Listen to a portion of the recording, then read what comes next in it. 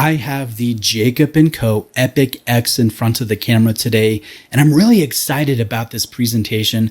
I have never handled a Jacob & Co. before. This is my first experience with the brand, and I'm just excited to get into this and share my opinion with you.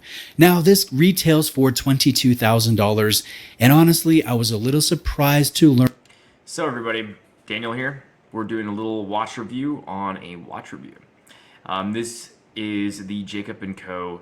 Watch that they have, like one of their entry-level watches, so to speak.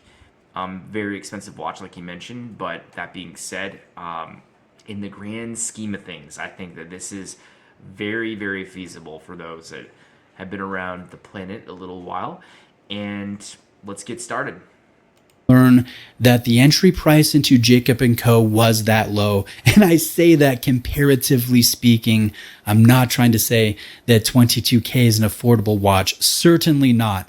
But most watch collectors, including myself, we know Jacob & Co. for their high-end gem set, precious metal pieces, extremely exclusive or limited pieces, complicated pieces, and we're not necessarily familiar with this entry-level Epic X watch. And I'd like to just pose the question here, how good is this quote-unquote entry-level Jacob & Co.? How much watch do you get for your money? I'll share my own opinion here, and I'd love your opinion in the comments below. Now, Okay, so my thoughts are, right off the bat, this watch reminds me of X-Men.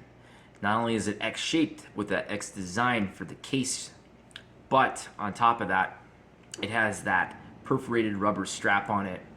It's see-through.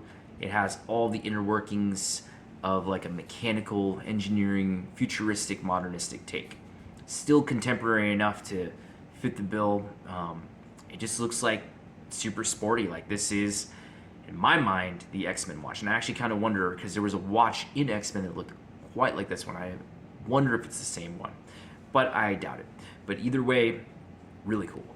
Before I share my first impression, I'd like to shout out to Exquisite Timepieces. They're a family-owned brick-and-mortar AD in Florida. They carry over 60 brands. They lent in this high horology piece, this very interesting and rare Epic X. If you are shopping any Jacob & Co. or other high-end brand, definitely check out. The name is literally Epic X. Super cool. Exquisite. I highly recommend them, and I'll link them below. Now, let's get to that first impression. I think there is a lot to like, and there is some to dislike about this watch. The titanium case is finished very well. There's obviously... Now, I wonder, I hope Bruce says whether it's, what is it, grade 2, grade 5 titanium? I hope he mentions it, because I want to know. But either way, the polish on that is phenomenal. I thought that was steel. That's really cool.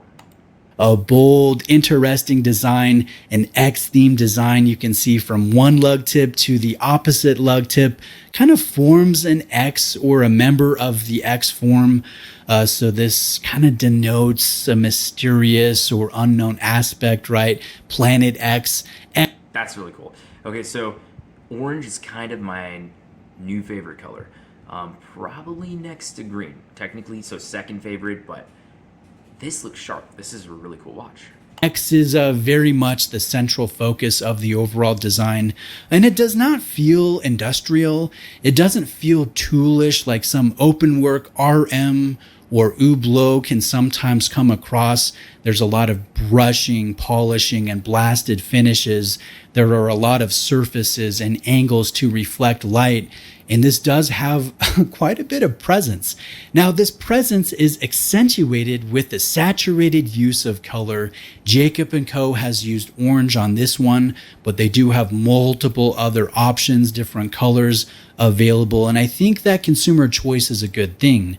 Now, this obviously has an open work dial or a skeletonized movement, and the movement is based on a Concepto caliber. The movement does have good finishing. It does have nice attention to detail. There are linear bridges that visually tie in with this X-themed case shape, and I think specifically the edges stand out. on this case, and you can see the similar chamfer lines found on these linear bridges. I like the fact that there are various shades of gray and gilt tone used throughout the caliber and how that ties into the orange color. The overall architecture does feel organized, and I think that's an underrated aspect of open work dials. Sometimes they just feel a little disjointed, a little hodgepodge, but this one feels balanced. You look north to south and you see a large mainspring barrel at the top. Going down, you see the hand stack, and then going down, you see the balance. There's a gear train on the left and the company branding to the right.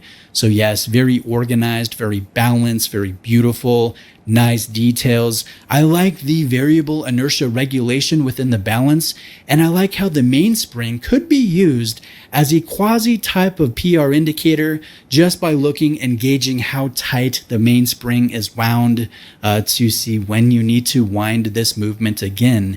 Now note that this is time only. There's no seconds, there's no date, there's nothing but hours and minutes.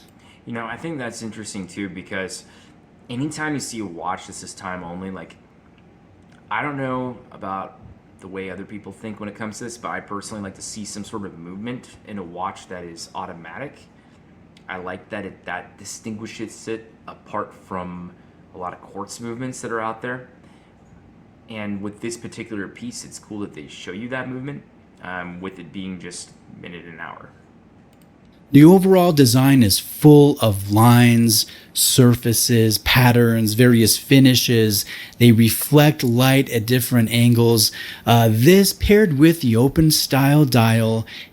And it's legible. I mean, for a watch that's this futuristic and high-tech looking, and actually high-tech for mechanical engineering, the fact that you could still see the time and it actually has those hour markers that are there, that's cool. And the bold orange color makes for a recipe of a very interesting visually watch. Many find that aspect important when you're spending over 5 figures on a design. You want people to notice it, and you want to notice it as you're going about your daily activities.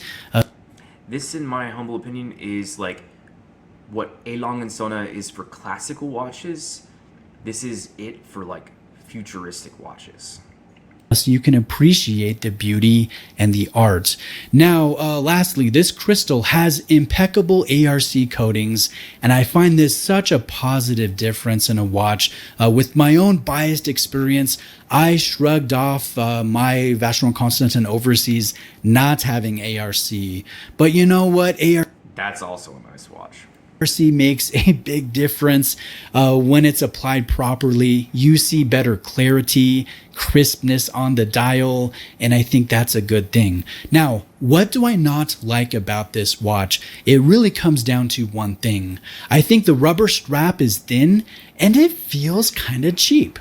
I like the open cells, I like the color, I like the overall look, but this kind of feels like a $40 strap. And I think you never want to spend this amount on a watch and feel like you need to upgrade this strap.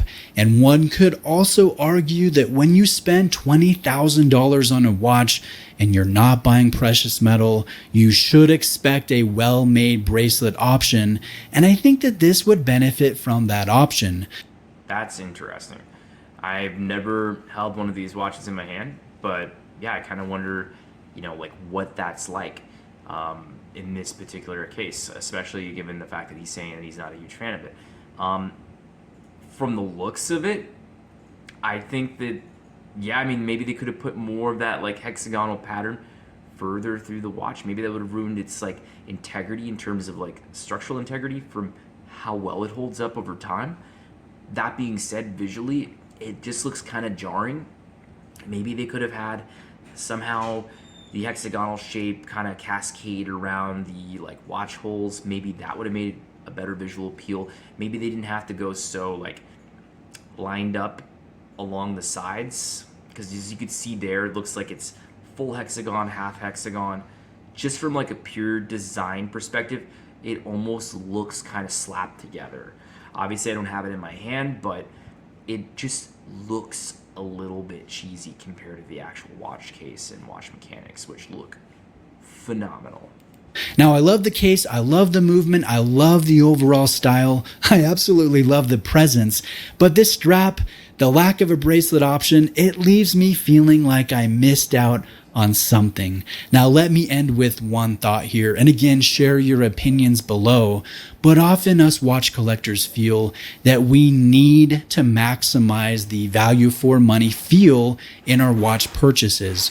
We seek good specs, good features relative to the retail price, and we give ourselves bonus points for finding a good deal, whether that's new or used. And let me be clear, there's nothing wrong with this. In fact, I think it is indicative of a savvy, smart buyer. But sometimes, some of us take that to the extreme, and we keep ourselves from purchases that might be lacking in one or two areas because we want perfection. But on the whole, the watch has a great total sum. There is the tendency to start to equate watches to being only worth the sum of their specs, and we disregard other important factors. And there may be some of you watching this that go, no freaking way would I ever buy that watch, Bruce. It doesn't even have a date. My Seiko has a day and a date. If I had $22K to spend on a watch, it better have a moon phase, chronograph, day date, and PR indicator. It better have some precious metal, or it better have the name Rolex on the dial. Or better yet, I am buying a Grand Seiko and I'm putting the rest of that budget into a new car. And you know what? If that is where you are at in your collecting journey, I think that's great. I think we have all been there or are there or want to be there at some point in our collecting journey. And I am not meaning to criticize your standpoint, but what I am wanting to do is to shine a little light on the fact that people can find happiness. They can and should find validity regardless of perceived value for money in a watch purchase. Good point. Good points, actually. So, yeah, I mean, with this watch, I mean, it's got really cool style to it. I mean, this is really unique. I think when somebody buys this watch, I'm thinking of the type of client or person that would drive a Corvette, or the person that would choose a Nissan GTR. Like, it's this futuristic, edgy styling, and it just fits in with those types of categories of lifestyle. It's very similar in terms of its like vibe and personality to like a Richard Mille, even if though the case on those watches is completely different. This kind of like exudes the same type of feeling and vibe. So yeah, really cool watch. I love it. Nice. Yeah, not saying I would be my choice, but I'd be very tempted. I've seen some of their other Epic X's, or maybe they have different names than Epic X, but I would probably pick one of the other ones if I had the choice and I had the budget to spend on it. But this is a really good offering. Well, that about ends it. So thank you, everybody. Please click like and subscribe.